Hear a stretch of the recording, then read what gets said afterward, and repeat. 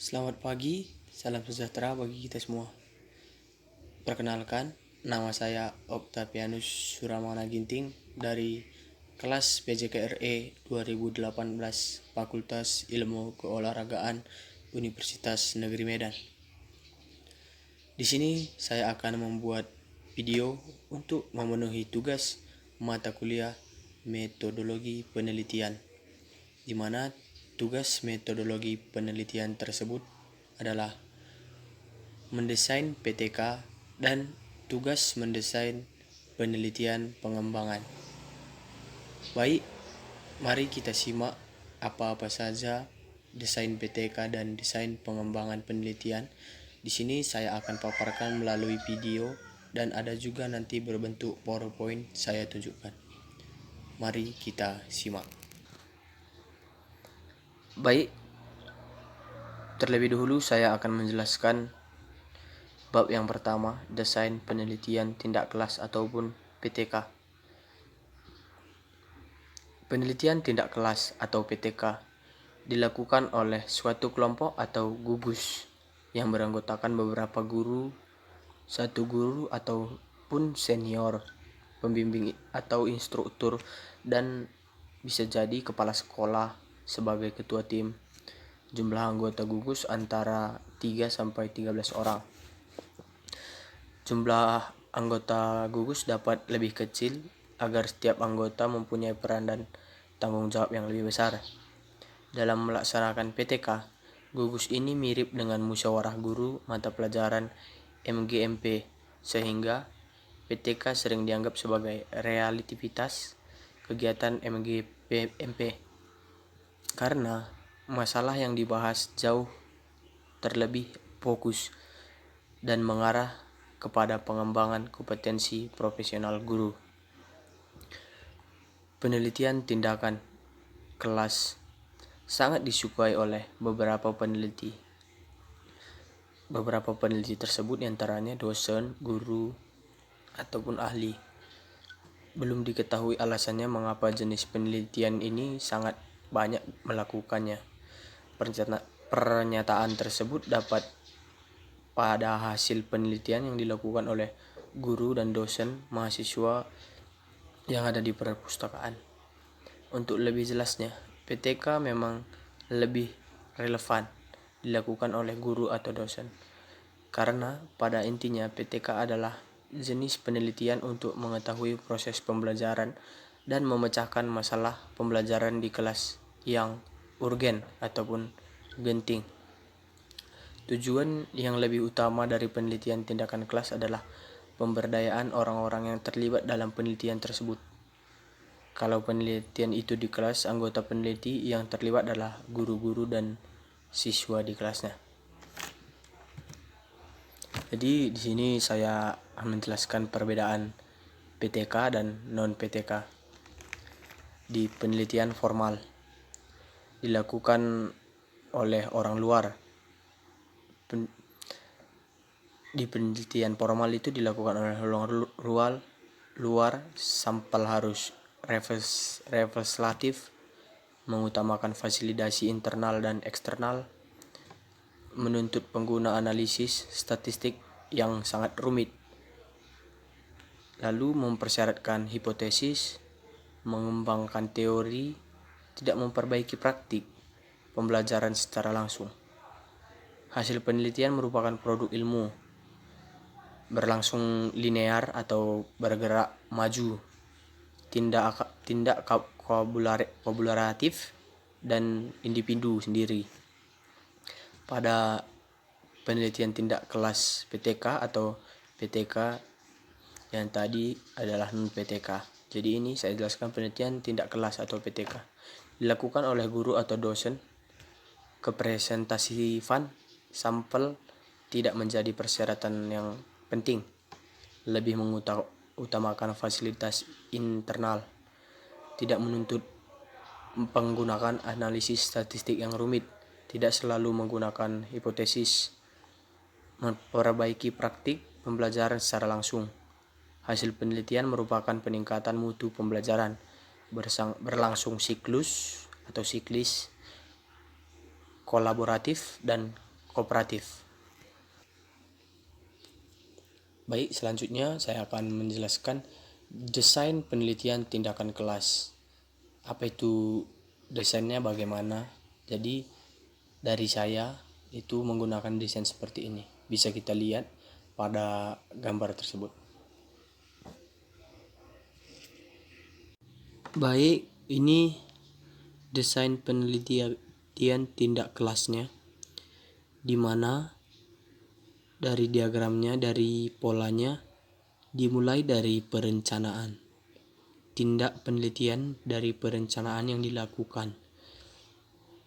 Bisa kita lihat.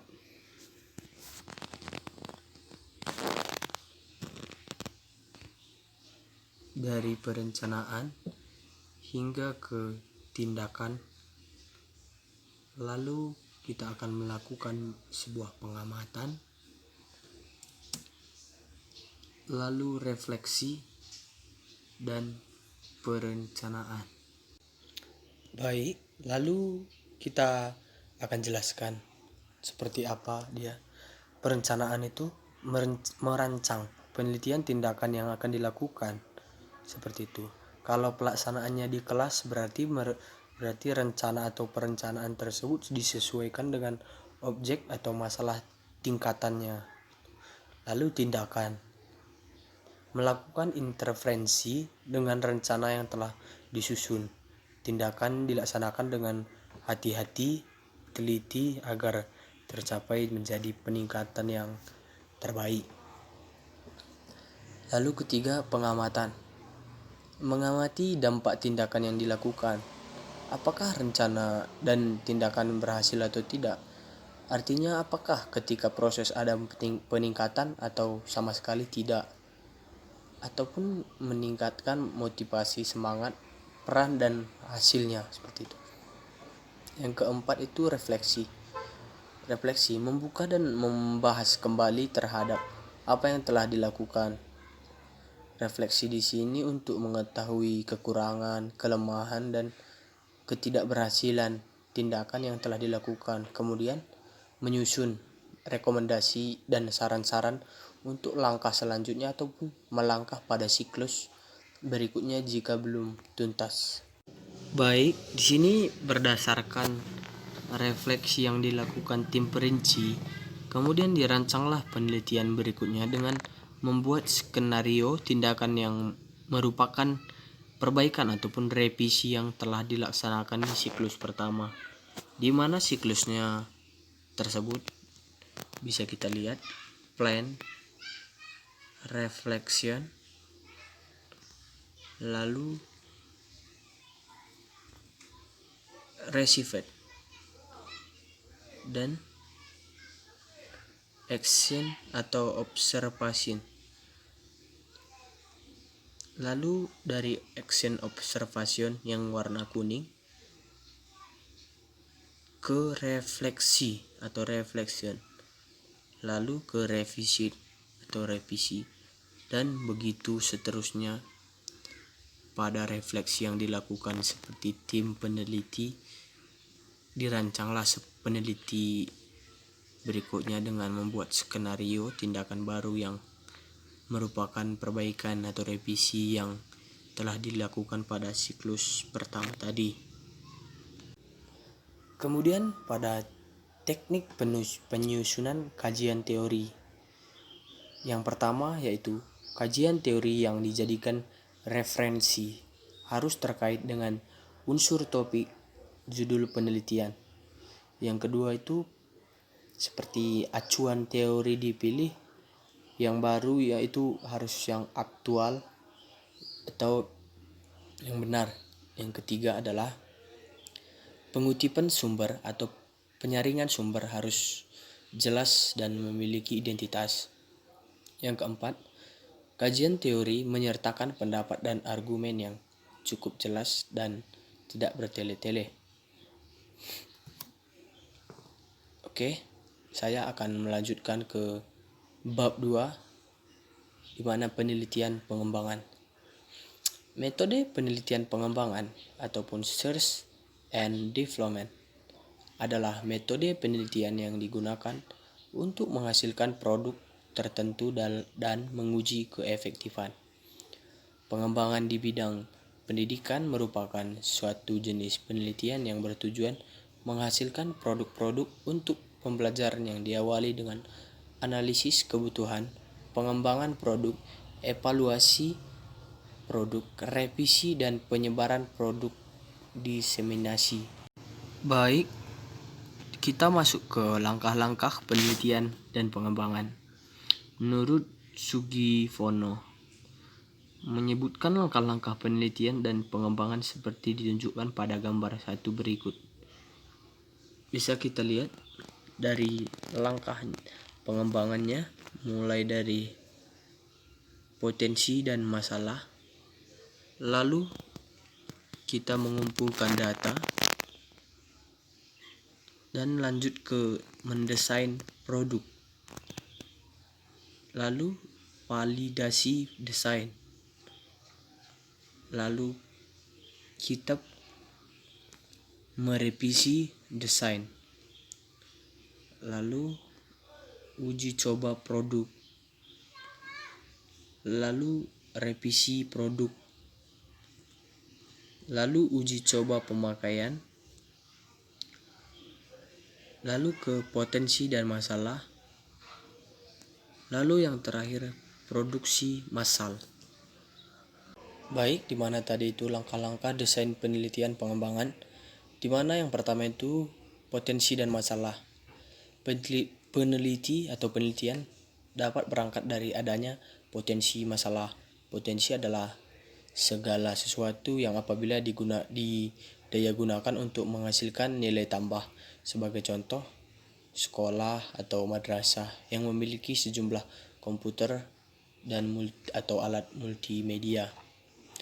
Lalu yang kedua tadi pengumpulan data. Setelah potensi dan masalah ditunjukkan secara faktual dan up to date, maka selanjutnya perlu dikumpulkan berbagai informasi yang digunakan sebagai bahan untuk perencanaan produk tertentu yang diharapkan dapat mengatasi masalah tersebut. Dalam hal tersebut, diperlukan metode penelitian sendiri mengenai metode apa yang digunakan untuk penelitian tergantung permasalahan dan ketelitian tujuan yang ingin dicapai. Lalu kita pergi ke desain produk. Produk-produk yang dihasilkan melalui penelitian dalam hal tersebut diharapkan dapat meningkatkan kualitas pembelajaran seperti bahasa Arab, yaitu siswa memiliki kompetensi berbahasa yang terkait dengan 4 keterampilan berbahasa, dapat termotivasi dari pembelajaran tersebut. Lalu kita akan masuk ke yang terakhir, yaitu mengumpulkan skripsi dan penjelasan variabelnya, di mana saya akan menjelaskan skripsi yang pertama saya dapat adalah judulnya Hubungan Otot Tungkai dan Otot Perut terhadap Akurasi Syuting pada Ekstrakurikuler Futsal SMA Muhammadiyah Yogyakarta. Baik, di sini penjelasan variabelnya. Desain penelitian ini menggunakan metode kuantitatif. Penelitian ini bersifat kolerasi, yaitu menjelaskan hubungan antara variabel dengan menganalisis dan numerik atau angka menggunakan metode statistik, menggunakan pengajuan hipotesa. Populasi dalam penelitian ini adalah siswa Muhammadiyah 2 yang mengikuti ekskul futsal yang berjumlah 20 siswa. Karena menggunakan teknik total sampling, maka sampel yang digunakan penelitian adalah seluruh siswa Muhammadiyah Yogyakarta. Instrumen yang digunakan adalah leg and black, dinamometer, tes sit up dan tes shooting. Gawang bertarget. Analisis menggunakan uji kolerasi dan taraf signifikan. Lalu yang kedua, pengaruh bola besar terhadap kemampuan passing bola voli pada siswa kelas 4 SD Jangkaran Temon, Kulo Ponorogo. Penelitian ini dilatar belakangi sikap yang belum sempurna untuk melakukan passing bawah pada bola voli. Maka dengan metode drill dalam latihan passing bola voli bisa menghasilkan dengan baik. Mengetahui pengaruh permainan bola besar terhadap kemampuan passing bawah. Penelitian ini merupakan penelitian one group eksperimen dengan perlakuan sebanyak 12 kali dengan free test dan force test. Subjeknya adalah 20 siswa. Teknik pengambilan data adalah mengguyurkan tes, yaitu tes passing dengan teknik analisis data menggunakan analisis uji dan sebelum telah diuji normalitas dan homogenes terlebih dahulu. Lalu yang ketiga, hubungan antara aktivitas olahraga dengan sindrom premenstruasi pada anggota perempuan UKM, INKAI, UNES. Penelitian ini memberikan alternatif preventif, yaitu olahraga. Tujuan penelitian ini untuk mengetahui hubungan antara aktivitas olahraga dengan sindrom premenstruasi. Metode penelitian ini teknik observasional analitik dengan pendekatan cross-seksional dilaksanakan UKM INKAI di Universitas Negeri Semarang. Variabel bebas aktivitas olahraga dan variabel terkait sindrom premenstruasi diukur dengan kuesioner tertutup. Teknik analisis data diuji kolerasi sperma rank. Lalu yang keempat, analisis teknik permainan bola voli putra pada Pro Liga putaran kedua di Solo, Jawa Tengah tahun 2011. Tujuan penelitian ini adalah untuk mengetahui analisis teknik permainan bola voli Pro Liga putaran kedua di Solo, Jawa Tengah dengan karakteristik pemain menentukan keberhasilan tim. Penelitian ini menggunakan metode kasual kooperatif. Sumber data dari pemain bola voli Pro Liga putaran kedua Solo, Jawa Tengah.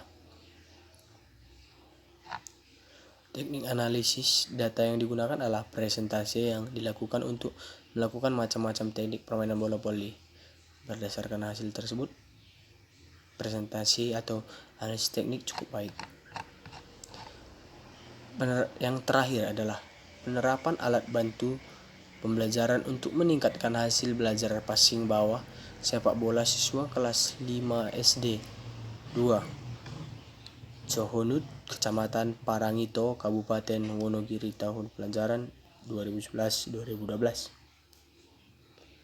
Penelitian ini bertujuan untuk meningkatkan hasil belajar passing bawah sepak bola siswa SD 2 Johonut, Wonogiri dengan penerapan alat bantu pembelajaran. Penelitian ini metode penelitian adalah siswa, teknik pengumpulan data dengan pengamatan, kajian dokumen, dan observasi. Teknik analisis yang digunakan dalam penelitian ini adalah deskriptif kooperatif yang didasarkan pada analisis kuantitatif dengan presentasi hasil penelitian menunjukkan siswa bahwa terjadi peningkatan hasil belajar dari signifikan dari siklus pertama dan siklus kedua. Hasil yang cukup baik. Jadi itulah hasil presentasi saya. Jadi demikianlah manfaat memilih desain model penelitian dan teknik menyusun kajian teori sehingga seperti tadi diperoleh kesimatisan pikir yang runtut dan terarah pemilihan sehingga tujuan yang diinginkan akan tercapai.